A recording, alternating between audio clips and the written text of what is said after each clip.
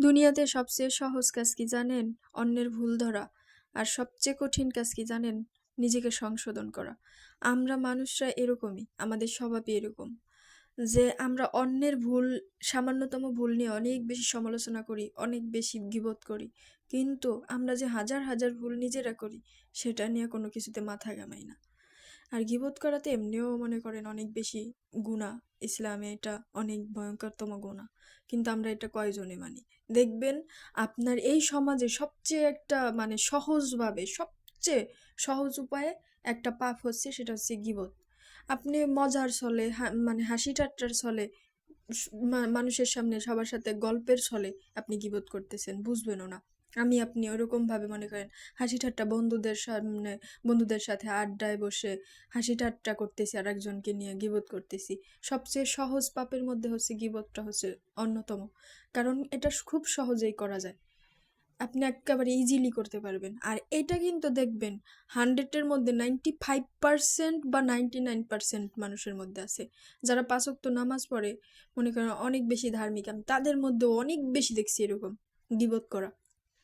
কারণ আমি এমন অনেক মানুষ দেখছি যে অনেক বেশি অনেক মহিলা পুরুষদের দেখছি অনেক বেশি ধার্মিক, অনেক পর্দা করে, অনেক নামাজ রোজা করে, কিন্তু অন্যের গীবত করার সময় মনে করেন এরা নাম্বার 1।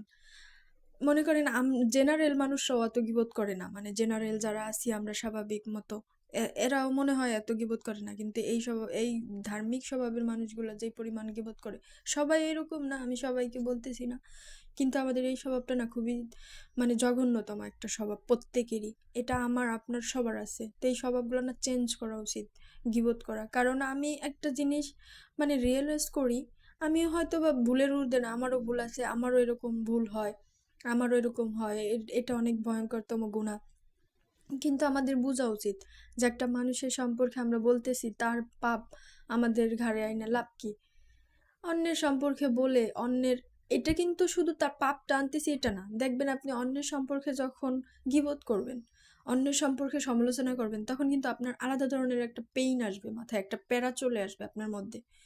দেখবেন অন্যের বিষয় নিয়ে আপনি চিন্তা ভাবনা বেশি করবেন যত, তত বেশি আপনি মানসিকভাবে ডিপ্রেশনে ভুগবেন, মানসিকভাবে অশান্তিতে থাকবেন, আপনার মাথায় পেইন হবে, আপনার প্যারা হবে লাইফে।